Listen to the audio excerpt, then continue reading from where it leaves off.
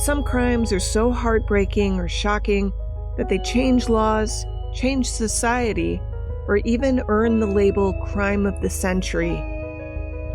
But the stories that made headlines in decades past aren't necessarily remembered today. I'm Amber Hunt, a journalist and author, and in each episode of this show, I'll examine a case that's maybe lesser known today, but was huge when it happened. This is Crimes of the Centuries.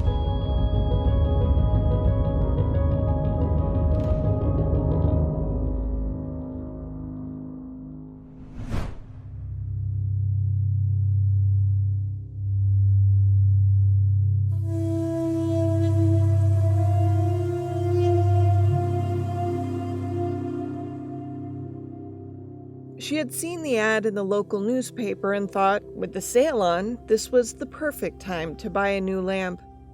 She dressed her 6-year-old boy comfortably in green shorts, yellow flip-flops, and a captain's hat. It was South Florida, it was July, and in 1981, the world seemed so much safer than it was. Parents didn't hover so much. So when she got to the Sears store in Hollywood, Florida around noon, she didn't think all that hard about leaving him briefly in the toy department to watch as 2 sets of boys battled it out on this brand spanking new thing called a video game. So yeah, she said, I'll be right over there, in the lamps. It's just a couple aisles over. She wasn't gone that long. Later, it would be estimated it was as few as 3 minutes, maybe as many as 10. The advertised lamp she'd gone to look at hadn't arrived yet in the Hollywood store. She gave her name and number to the sales clerk, who promised to call when they came in. When she went back to where she had left her 6-year-old, Adam was nowhere to be found. And the world all of us live in today changed.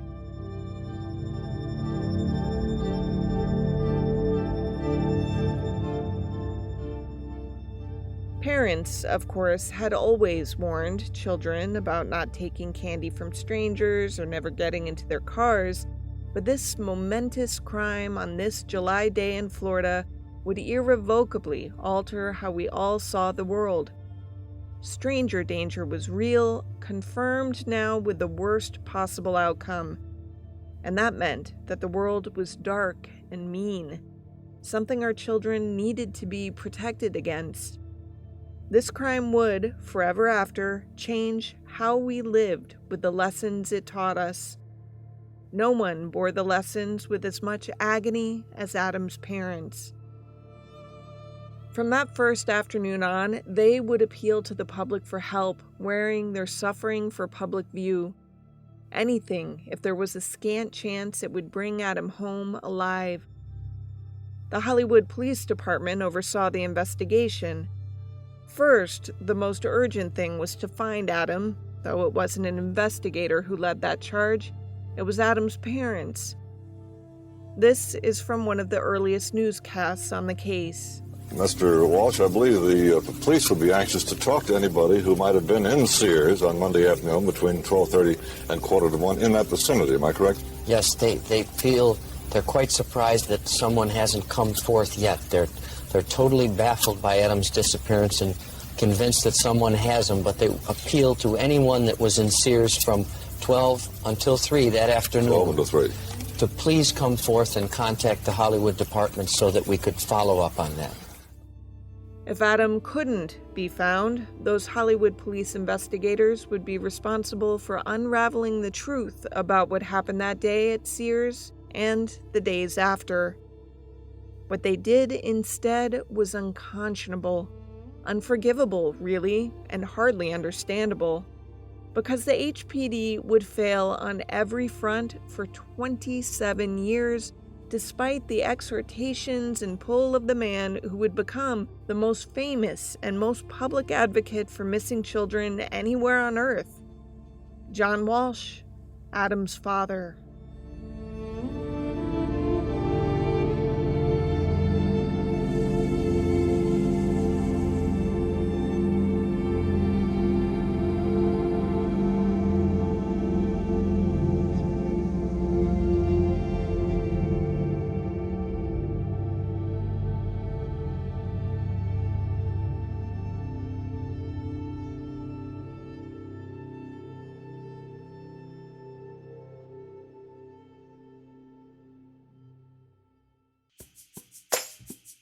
Crimes of the Centuries is sponsored by Wild Grain.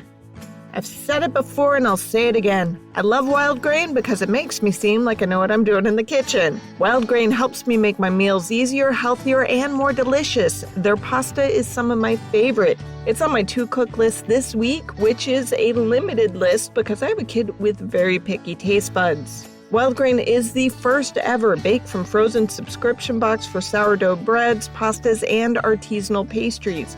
Every item baked from frozen in 25 minutes or less, no thawing required. Your Wild Grain box is fully customizable, so you can choose any combo of pastas, breads, and pastries you want, and Wild Grain just launched a brand new plant-based box. I am so excited to try this. For a limited time, you can get $30 off the first box, plus free croissants in every box when you go to wildgrain.com/COTC to start your subscription. You heard me! Free croissants in every box and $30 off your first box when you go to wildgrain.com/COTC. That's wildgrain.com/COTC, or you can use promo code COTC at checkout.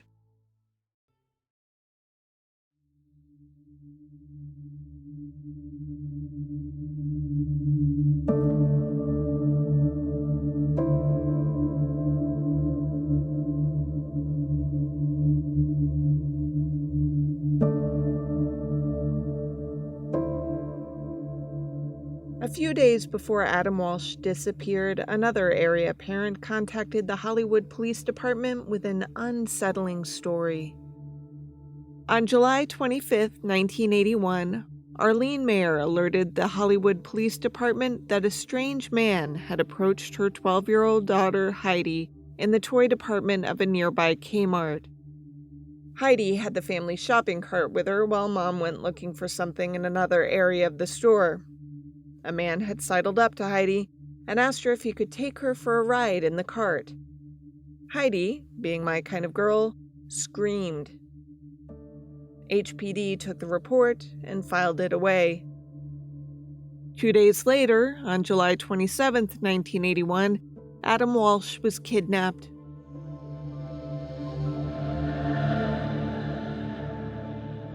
What we know about his subsequent murder later that day has changed only in the details and the amount of rank horror his killer eventually decided to tell or make up along the way. Adam had wanted to stay in the Sears toy department. He'd seen it almost immediately. The eye-catching Atari display was very near one of the doors to the parking lot just as you entered the store. Two sets of boys that Adam was watching experiment with the new toy got into a bit of a kerfuffle, apparently, just as his mother had walked away. Kathy Schaefer, a 17-year-old security guard, part-time and untrained, intervened in the argument. When Rive Walsh returned to the spot where she had left Adam, none of the kids she'd seen earlier was around. She immediately began searching the store without luck, and then approached Schaefer to report the missing child. The guard, even when shown a picture of Adam, told Rive she didn't recognize the boy. She directed Rive to customer service. Sears personnel paged Adam on the store's public address system, also without luck. Rive called her husband at his Miami Beach office. He left work immediately. The Hollywood Police, which had a station directly across from the mall where the Sears was located, had also been called by Rive on a nearby payphone. They took 45 minutes to respond, arriving only shortly before John, who came all the way from Miami Beach. He got there around 3 p.m. Here's John Walsh explaining to a reporter in 2017 what he found when he got there. And I asked the cop, where's the SWAT team? Where are you looking for this boy? There wasn't anybody. And he looked at me and he said, hey, cowboy, slow down here. Don't like your attitude. You know, most kids walk home or they run away. I went, this is a 6.5-year-old boy. And how could you be so arrogant as to believe that this little boy knows his way home? We live 5 miles from here. He's never walked anywhere in his life. I want a detective here. I want to talk to your boss. I'm a member of this community. I support law enforcement. I know the mayor. You should be looking for this boy. Where the hell is the cavalry? When the store closed that night, still no lead had developed. Closed-circuit cameras in stores and parking lots were still in the future. Any customer who might have seen him may have left the store before the afternoon's regular public address announcement voiced every 15 minutes for hours, telling Adam his parents were waiting for him. Before going home to search the neighborhood, the Walshes parked one of their cars in the Sears lot, nestled his favorite blanket on the back seat, and left it unlocked.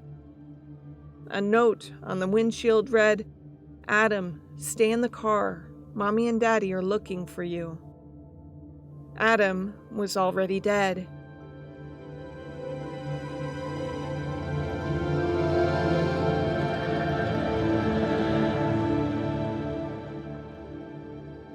John Walsh, in an A&E documentary, said he has lots of memories about him, how kind he was to everybody. He was the light of everybody's life, and he certainly was of mine. I waited my whole life to have that little boy.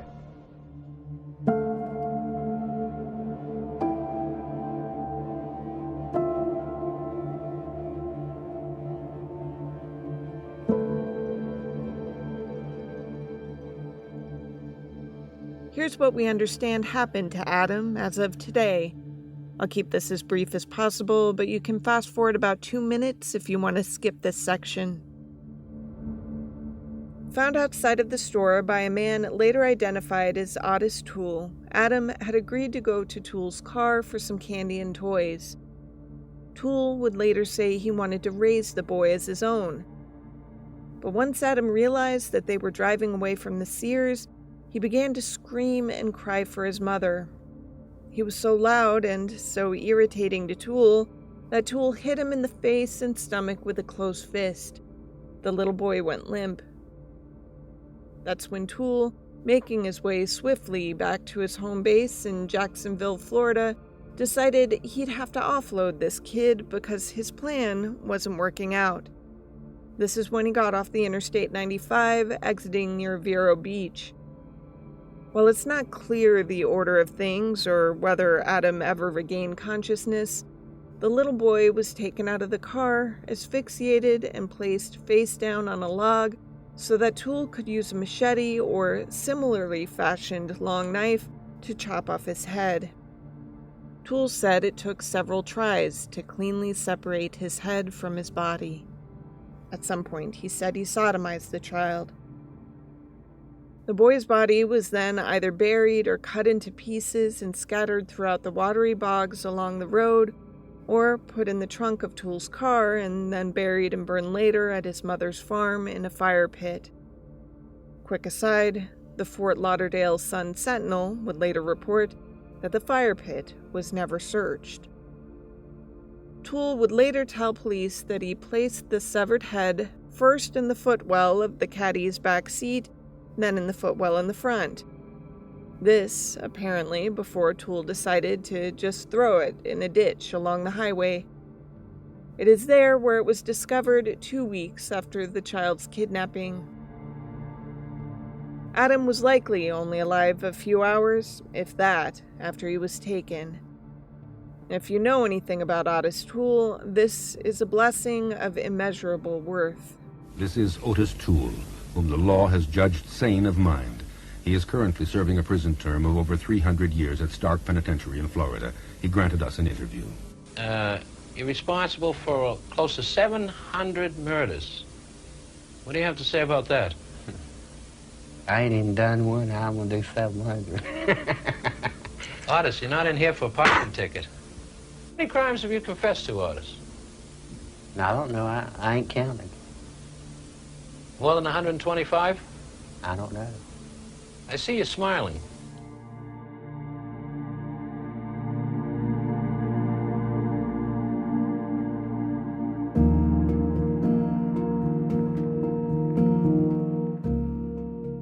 Now, that first night back in Hollywood, the name Otis Toole, of course, meant nothing to the Walshes, and it wouldn't for some time. The couple was hopeful their son was being held captive somewhere, so they recruited friends and neighbors who searched their own backyards and swept through a golf course looking for the child. Police helicopters provided searchlights from above. The Walshes quickly prepared posters showing the little boy with a baseball cap on and bat slung over his shoulder. They offered a reward, which they increased almost daily. It would eventually reach $100,000.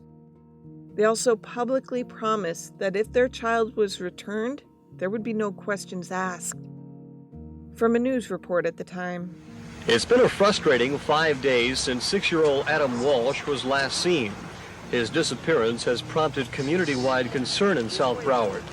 Late this afternoon, volunteers met with Adam's parents to continue their search. Close to tears, John Walsh stood on a car, asking people not to give up hope. We've searched and searched for Adam, and we haven't found a body, so everybody thinks he's alive. We do too.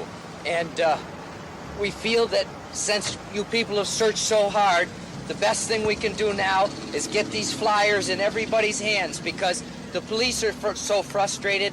Nobody's really come forth. From almost the beginning, the Walshes were considered suspects. The kidnapping scenario didn't play with local police, as there was no ransom note and no aggrieved parents seeking custody who could easily be pointed to. The police repeatedly questioned both John and Reve, as well as polygraphing them.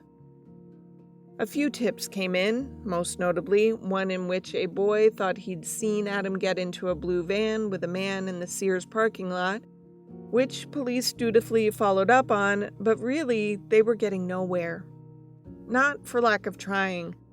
Only days into the investigation, 22 Hollywood police officers volunteered to stay on the case. The police officer in charge of the investigation of Adam's disappearance was Detective Jack Hoffman. His superior early on asked for the help of Miami Beach Police Detective Sergeant Joe Matthews, a well-known innovator in the work of polygraph examinations, and a man who Hoffman soon enough deeply resented for entering his domain. The Walshes sat down with both Hoffman and Matthews to talk about their lives. When they mentioned Jimmy Campbell, a young man who had lived with them for several years while going to school, Hoffman's ears perked up. John had nicknamed Campbell Dudley Do-Right and was so well thought of by the couple he was made Adam's godfather. Campbell, aka Dudley, had not always done right though, having had a brief and soon regretted affair with Reve while living in the couple's home. He moved out after the end of the affair, which both parties agreed had been a mistake. Campbell's alibi for July 27th was solid, but Hoffman continued to believe that he was good for this crime. And for reasons as unclear then as they are still today, Hoffman would look no further and brook no opposition to his way of thinking.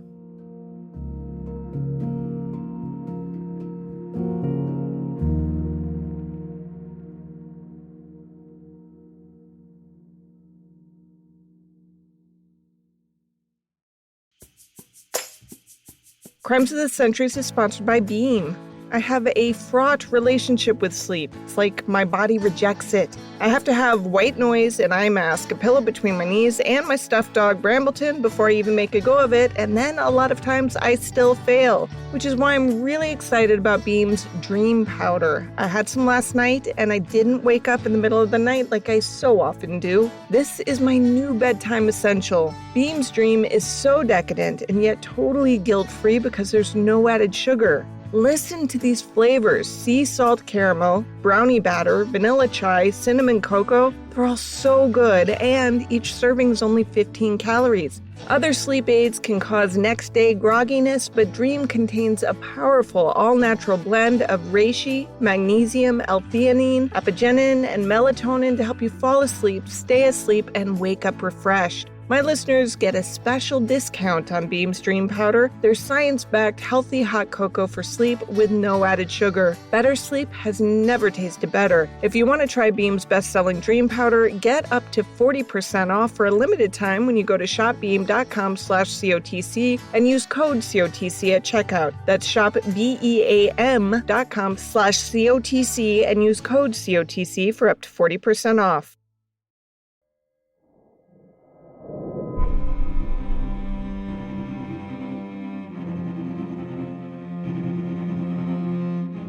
On August 10th, John and Reve Walsh broke new ground by convincing the producers of ABC's Good Morning America to interview them about their missing son.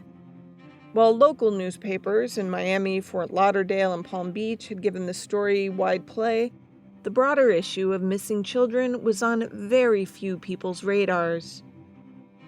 While in New York, just before the TV appearance, John was informed that police had found a child's head in a drainage ditch in Indian River County, about 140 miles north of Hollywood. He decided not to tell Reve before the taping. A Walsh family friend identified Adam, something relatively easy, as the Vero Beach ditch had recently been treated with pesticides and, rather horribly, slowed the deterioration of the boy's flesh. Dental records confirmed the identification. John Walsh was told of the ID by a newspaper reporter he called. John asked that he just tell him straight out what they had found. John was the one who then had to tell Reve. The investigation shifted into a separate gear. Law enforcement was no longer looking for the boy. Instead, they were looking for who killed him. The number of officers allotted to the case drastically shrank to just 3. Pretty quickly, it slipped down the Hollywood Police Department's priority list so low that they would only pay the case attention if something popped up on their radar. Otis Toole would take his time, but he would pop up again and again for a closer look-see. Somehow, the HPD just didn't take him seriously. Others did. There is no way I can tell you how perverted the life of Otis Toole was. Of limited intelligence, he was a homicidal sociopath who flitted in and out of the lives of his family members, disgusting them with his actions. He raped at will and killed without remorse. If he didn't like you, expect your home to burn down. Hell, he had burned down his own mother's house, which he only regretted because it meant he had to find another place to live. He'd been in trouble before, but eventually, on August 11th, 1983, he was sent to Rayford Prison in Florida after confessing to 2 arsons. He got 15 years for one, 5 for the other, to be served consecutively. At some point, he and his soulmate and lover, serial killer Henry Lee Lucas, who was being held in Texas on murder charges, began confessing to 100 or more murders across the country. They would eventually claim they had killed 210 people in 26 states. Many doubt the number was as significant as the 2 men claimed. Sergeant Jim Parker of the Jacksonville Police Department was one of those who thought it was a lot of bravado. Now what is he? He is now the center of national attention, regional attention, and he feels good about it. I mean, he's now gained something that he's never gained in his entire life, and that's validation and recognition and praise for doing the right thing. But whether the claims seemed plausible or not, they had to be investigated. When a known killer claims to have killed in multiple jurisdictions, law enforcement officers nationwide tend to swing by and ask about unsolved cases in their own backyards. It's something you see time and again with these stories. It happened with Ted Bundy and Sam Little and Glenn Edward Rogers, and it happened here with Otis Toole. That's why Sergeant Buddy Terry of the Jacksonville Police's Homicide Division went to see Toole to talk to him about some unsolved murders in his jurisdiction. Terry had already been to Texas to talk to Lucas, who admitted he had participated in the arsons that Toole was already in prison for. In those arsons, a man had died. Detective Terry then went to Rayford to verify that story and to arrest Toole for the murder, an offense that carried a much longer sentence. After that, Toole was transferred to the Duval County Jail. On August 30th, 1983, Steve Kendrick, a detective from Cocoa Beach, came to Duval County to talk to Toole about some murders there. At some point, apparently confusing Brevard County with Broward County, Toole asked Kendrick if he was from Fort Lauderdale. "No," said Kendrick, who also asked, "Have you done something down there?" Toole then shakily confessed to kidnapping a child from a Sears down there and, sparing no gruesome detail in the retelling, killing him. It was, quite unusually, a crime Toole said bothered him. Kendrick didn't know anything about the crime. It rang no bell. He asked Detective Terry about it. Rang no bell with him either. But Terry decided to call around. When he talked to the Hollywood police, Hollywood is south of Fort Lauderdale but also still within Broward County, they told him it sounded like Toole was talking about Adam Walsh. While Terry was making calls, Toole confessed again to killing Adam to Monroe, Louisiana detective Jay Villa, who was there checking on some leads on crimes in his state. When Hollywood PD was informed via phone of the confession, it supposedly took 8 days for word to reach Hoffman, who then decided to make a trip himself to Duval County to talk to Toole. According to author Les Standiford in his well-researched book, Bringing Adam Home, Hoffman was not about to let go of his fixation on Jimmy Campbell as the killer, so the detective's first move was to confront Detective Villa and accuse him of feeding Toole details of the Walsh crime. This did not sit well, but was duly noted. When Hoffman asked if he could see his supposed suspect, Detective Terry said he'd join him. Toole confessed again, this time to Terry and Hoffman, albeit with new details that were verifiably wrong. Later, Toole would say he just wanted to mess with the cops. He also included verifiable details which only the killer would know. Hoffman got permission for the HPD to return Toole to South Florida to have him identify the Sears and then drive down Interstate 95 and see where he says he pulled off to kill Adam. Taken to several Sears stores in Broward County, Toole correctly identified the Sears on Hollywood Boulevard and pointed to the west entrance, the one where he said he found the boy waiting on the sidewalk. He also said he had spent some time window shopping at a wig shop nearby. That would prove significant because it was well known that Toole often dressed in women's clothing and wore women's wigs. Taken to mile marker 126 on I-95, as Toole indicated, Hoffman and others rooted around to find the rest of Adam's body. Hoffman scoffed. This was bullshit, he seemed to say, even while knowing this location was 4 miles south of where Adam's head was found. That's significant because Toole had said he drove about a few miles north before disposing of the head in a canal at mile marker 130, where it was found. Hoffman seemed unimpressible and appeared less convinced than ever that he was wrong about pinning this whole thing on Campbell. Still, the HPD performed another on-the-record interview in which Toole confessed again, sometimes becoming emotional and overwrought in the telling.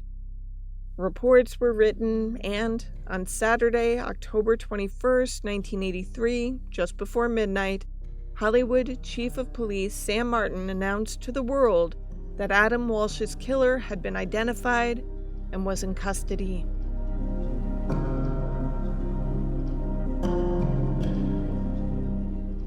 On Monday, at another press conference, Martin promised Otis Toole would be indicted and charged with murder.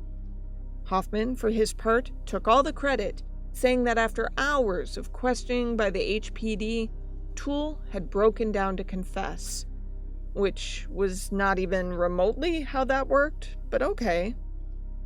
Still, in our system, police arrest, prosecutors do the indicting and charging and trying based on the evidence the police collected.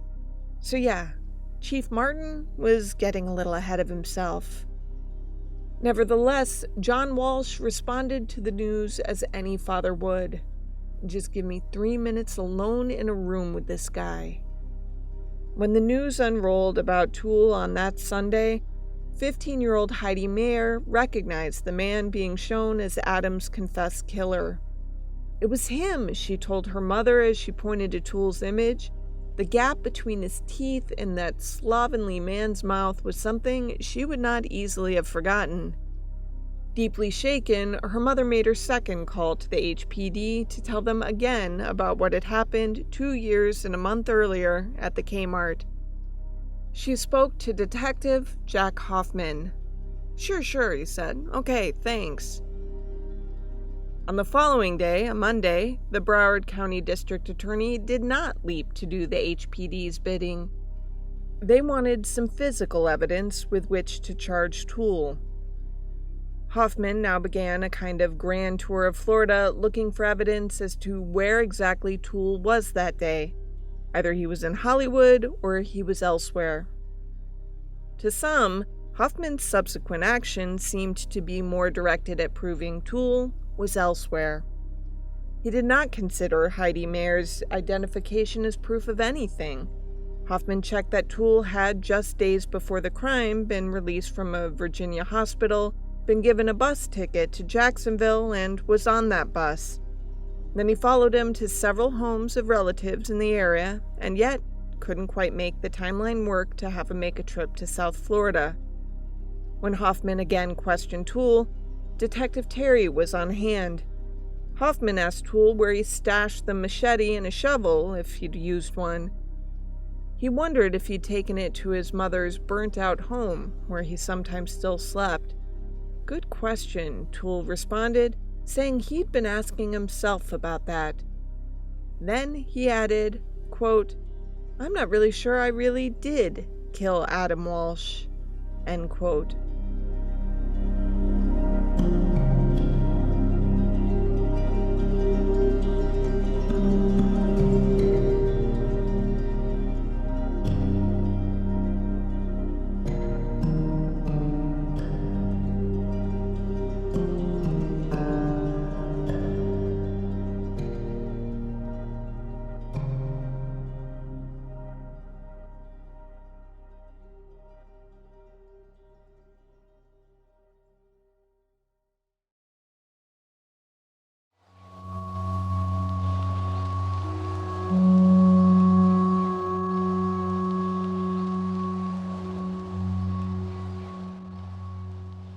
Otis Toole reiterated his new position. Actually, on second thought, or really, fourth or fifth thought, because he had confessed multiple times already, Toole said, I don't think I killed Adam Walsh after all. You can imagine how confusing this was to the case. Hoffman, the lead detective, didn't want to believe Toole had done it because he liked Jimmy Campbell for the crime. He barely checked out other leads because of that bias. But then he kinda came round at first when Toole seemed adamant in his confession. But then Toole screwed with police and gave false info about the crime, which of course got Hoffman back to thinking he'd been right all along. Then he picked out the right Sears and Hoffman was publicly back on board, albeit with his own bias still whispering in his ear. And then Toole recanted altogether.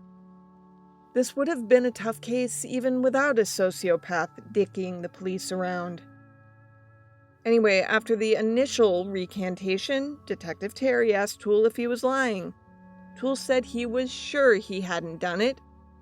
Hoffman left in a huff. Terry stewed, Toole stewed.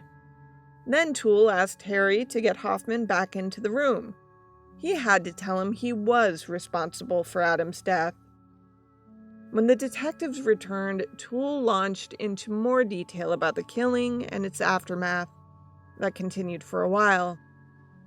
His brief recantation seemed to have been illusory. It's worth noting, Hoffman did not ask about the Kmart encounter with Heidi Mayer. A few days later, a judge ordered a public defender to aid Toole in his own defense.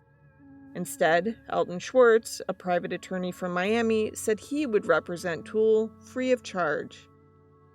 For those of you concerned, in every instance before, Toole had been read his rights, informed that he was entitled to an attorney, but had declined the offer.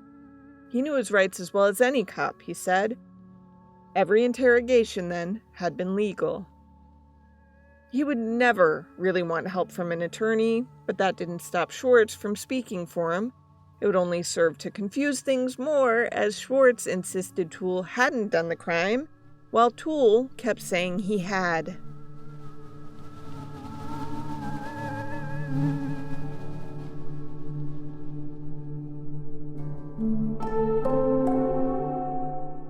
By the beginning of November 1983, the Florida Department of Law Enforcement, the FDLE, was called in to help process some of the evidence in the case. They, with the help of Detective Terry, got hold of the white Cadillac with the black roof that Toole had been driving the day of Adam's kidnapping. They did the forensic testing we're now all familiar with. They vacuumed everything in search of fibers that would trace back to Adam. They used luminol on the floorboards, the seat cushions, the steering wheel to find evidence of blood. Then they photographed everything for future use, taking 5 rolls of film, stashing them at the FDLE headquarters in Jacksonville. Now, I don't want to downplay Hoffman's efforts here. Judging by the documentation done by Standiford for his book on the crime, Hoffman talked to Toole's brother, his former employers who might have known about any knife he might have had, and the person from whom he quote-unquote borrowed the Cadillac frequently, though clearly without express permission. Hoffman tracked down the family members who remembered his affection for his favorite niece, Becky Powell, whom he repeatedly raped and then lent out to his own lover, Henry Lee Lucas, so he could rape her, which Lucas did before killing her, which pissed off Toole, but you know how these things go. He couldn't stay mad with Lucas for long.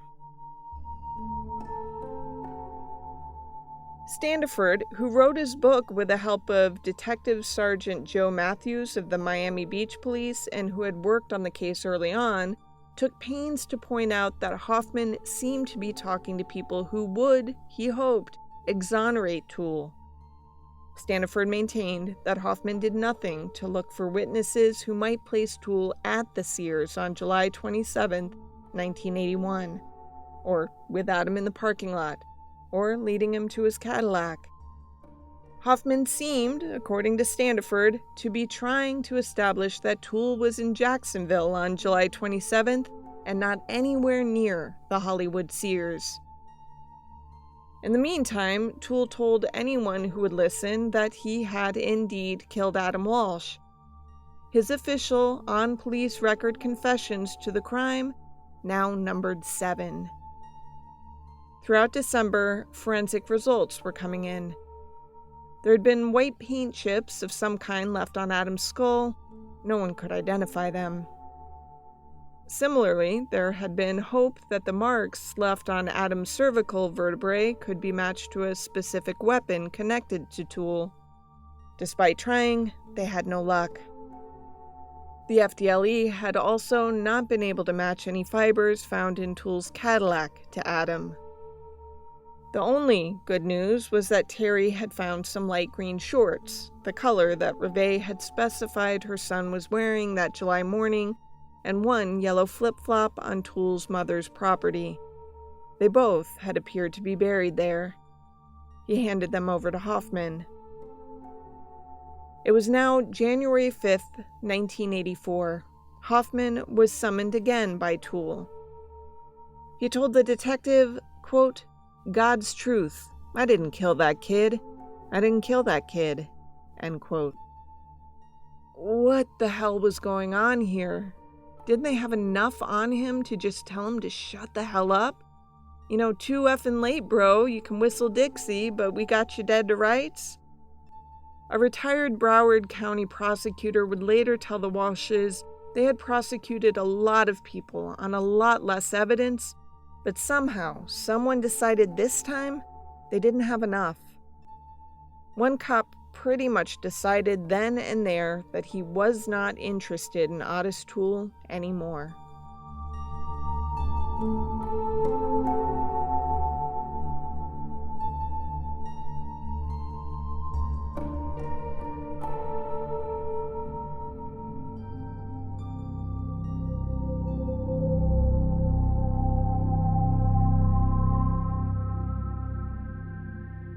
When Hoffman returned to Hollywood, he didn't bother to call the Walshes to have Reveille try to identify either the shorts or the flip-flop. Both simply sat in an evidence room untouched.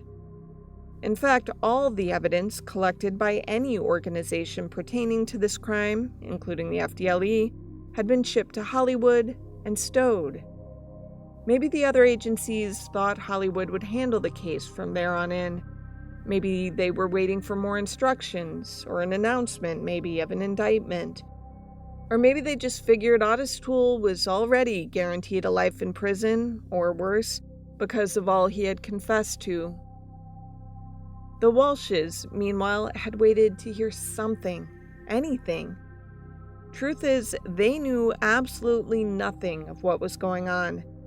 They had not been contacted by the Hollywood police since the day Chief Martin had announced that Toole would soon be charged. That silence would continue for 13 more years.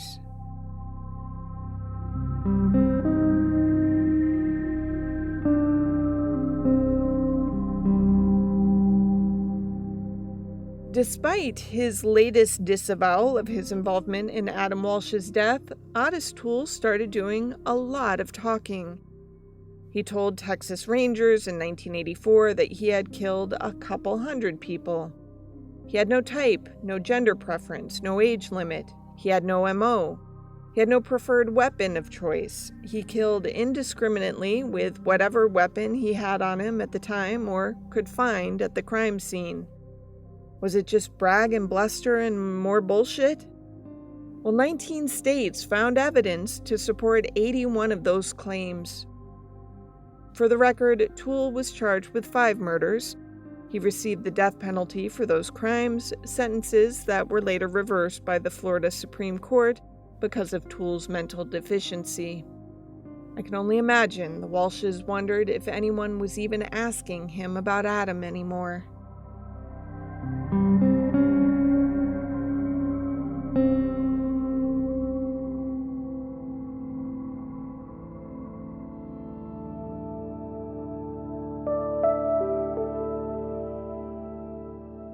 That didn't mean the couple was idle.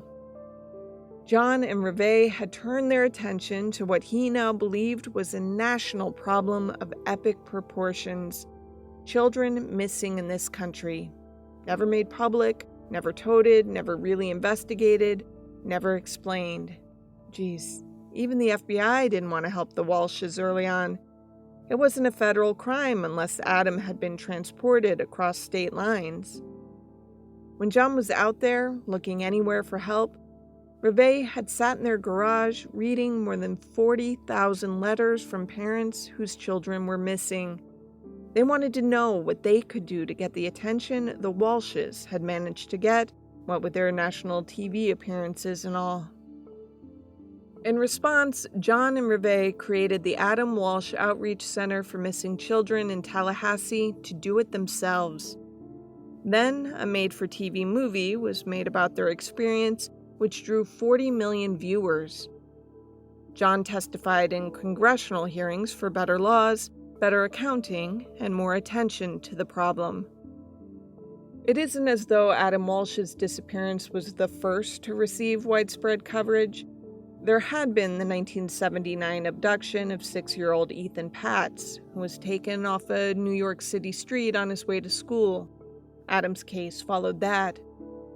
But it's John and Reveille Walsh who are given much credit for the passage of the 1982 Missing Children Act, the 1984 creation of the National Center for Missing and Exploited Children, the 2003 National Amber Alert System, and the 2006 Adam Walsh Child Protection and Safety Act. In fact, John is adamant that the entire movement really was Reveille's idea. He had been focused on revenge. And she said it to me one night at the lowest point of our life. She said, "We forgot who the real victim is. Adam is. We're left behind. Let's make sure he didn't die in vain." If John and Reveille Walsh had wanted to highlight this problem, they had succeeded, maybe too much. Parental fear took hold throughout the nation as milk cartons began showing pictures of those taken in hopes that someone would recognize a child and alert authorities. Child fingerprint kits were almost required for parents who put children in nursery schools and kindergartens. PTAs offered them for free. The number of missing children in the nation was an oft-quoted 800,000. That number sounded off to a journalist at the Denver Post. As a result, reporters there looked into the phenomenon and found the numbers were, at best, misleading. In 1986, the newspaper won the Pulitzer Prize for public service for explaining that 99% of all missing children are either taken by a non-custodial parent, are runaways, or are temporarily lost children who show up quickly. Children abducted by strangers, they found, is a rare occurrence, calculated to be less than 1% of those reported missing. Today, sex offender databases exist, and every jurisdiction in every state operates under a set of guidelines on how to respond to reports of missing children. Let's just say it's fast, which is undeniably a good thing. No one can tell at the outset which disappearances fall under that rare 1%. In 1988, the National Center for Missing and Exploited Children lowered their estimates of stranger abductions by 80%.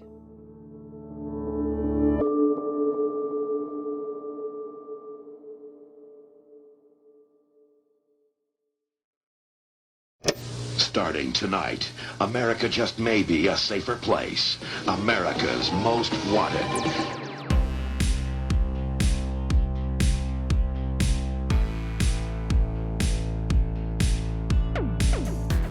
John Walsh's time in the spotlight proved he was a talented public speaker, so in 1988 he was named the host of America's Most Wanted. Television's first weekly manhunt is a new weapon in the battle against crime, and it's sending America's most wanted rapists, robbers, and murderers back to jail. Host John Walsh, whose 6-year-old son Adam was brutally murdered, leads this crusade against crime. This was a show on Fox television that highlighted all kinds of crimes believed committed by suspects still uncaptured. The aim was to crowdsource information as to their whereabouts. It first aired on February 7, 1988. Walsh proved a capable and sympathetic voice for the victims of terrible crimes. But fame of any sort can, of course, be a double-edged sword.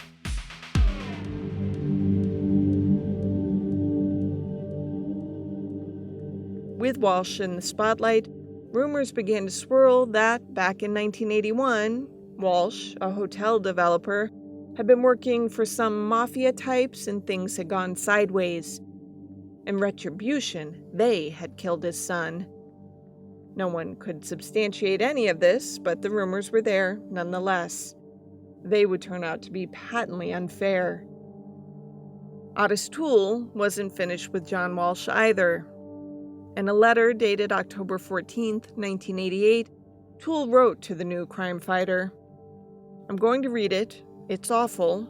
Feel free to skip ahead." Quote, "My name is Toole. I'm the person who snatched, raped, murdered, and cut up the little prick teaser Adam Walsh and dumped his smelly ass into the canal. You know the story, but you don't know where his bones are. I do. Now you're a rich fucker, money you made from the dead body of your little kid. Okay, he was a sweet little piece of ass. I want to make a deal with you. Here's my deal. You pay me money, and I'll tell you where the bones are so you can get 'em buried all decent and Christian." End quote. Toole wanted $50,000. He warned John if he went to the police, the deal was dead. John Walsh was no idiot. He gave the letter to the Hollywood police, telling them he would pay the ransom for his child's bones. He thought there might be some evidentiary value there. Then, nothing happened. Toole was in a writing mood. He sent a letter to Disney World writing, quote, "I really love to rape and kill. I may be the best in the business." End quote. Toole tried to sell a story to the Orlando Sentinel and the National Enquirer. They weren't interested. They, too, forwarded the letters to HPD. "Wait a minute," said the folks at the Broward County Sheriff's Office. "If he was blackmailing Walsh for info on the remains, Toole must again be saying he did it." When sheriff's officers questioned Toole in prison, they asked where Adam's body was, and Toole said he had cut up the remains and tossed them randomly along the highway. He added that he had cannibalized some of the parts.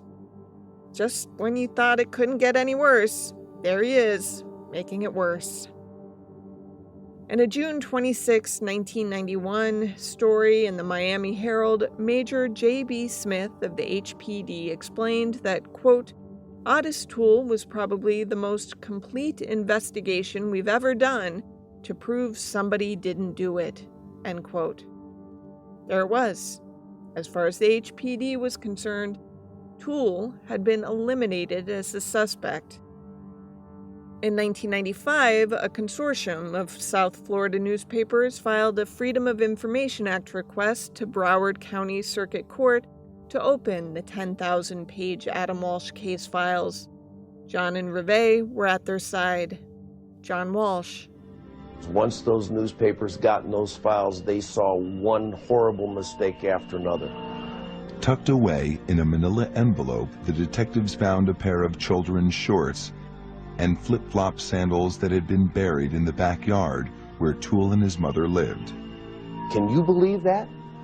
That after 15 years, they would bring a pair of shorts and a flip-flop that could have been Adam's, could have been our son's, could have been buried in the back of his mother's yard. Proved unequivocally, and no one in that police department ever put it together. Science had progressed so much that the Walshes provided their DNA for the comparisons that they anticipated would be made on the car and the car's flooring that Toole had said he had been driving that day, the 1971 Cadillac. Not only could no one locate the carpet, no one could locate the car. Really. In the most notorious crime against a child in modern-day American history, nobody kept the evidence? In May 1996, for reasons only television executives understand, Fox canceled America's Most Wanted. John decided his last show would be on Adam. It hit his audience very hard. The response was genuine and widespread. Not only did the episode garner huge numbers, but it also renewed congressional support. AMW was then uncanceled. Toole died in prison on September 15, 1996, of cirrhosis of the liver.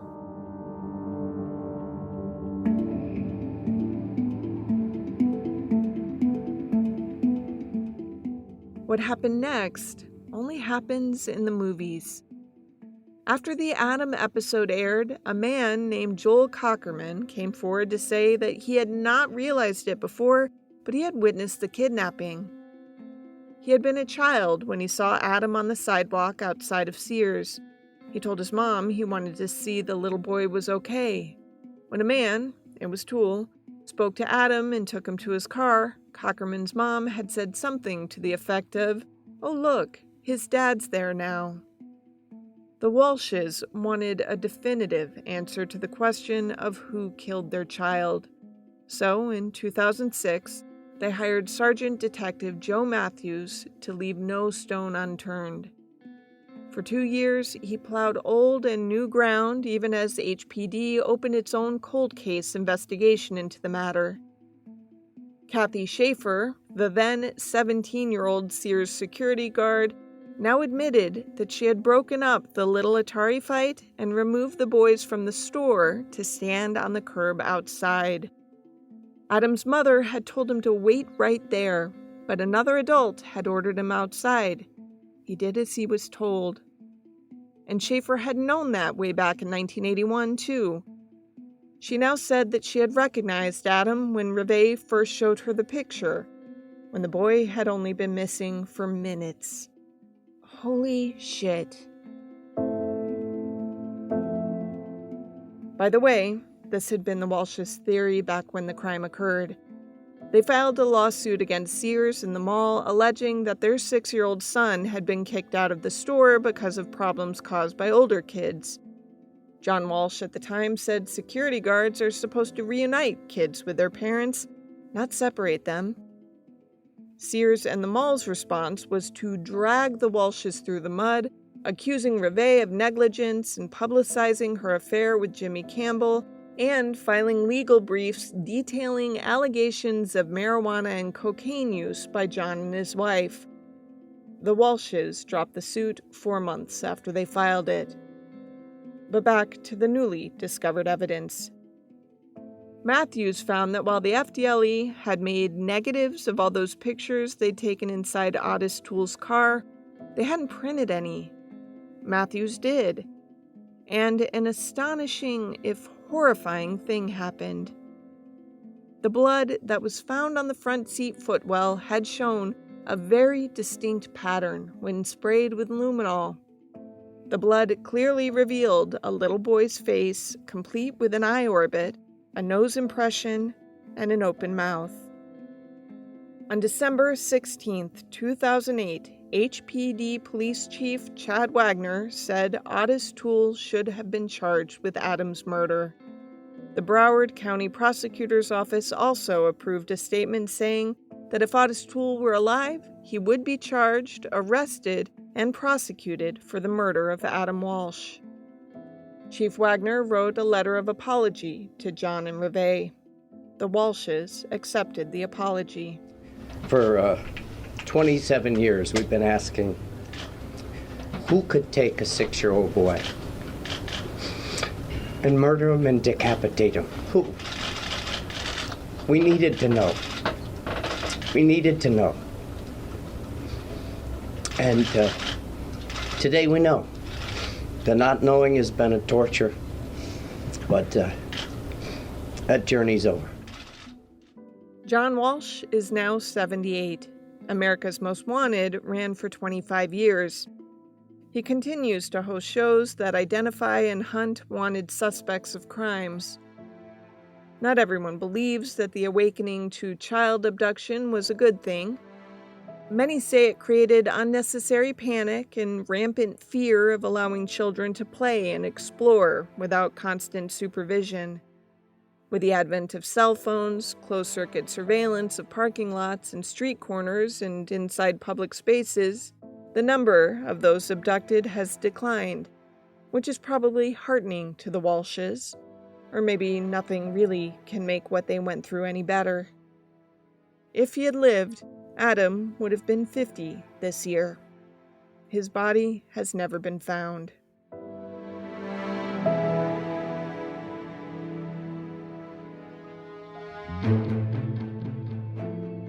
To research this case, journalist Amy Wilson read Bringing Adam Home by Les Standiford and Detective Sergeant Joe Matthews. She read pieces from the Miami Herald, the Fort Lauderdale, now South Florida Sun-Sentinel, and the Palm Beach Post. She watched multiple documentaries on the case, including a few that focused on the crimes of Otis Toole and Henry Lee Lucas. As a reporter for the Sun-Sentinel from 1988 to 1990, she avidly followed the case for years.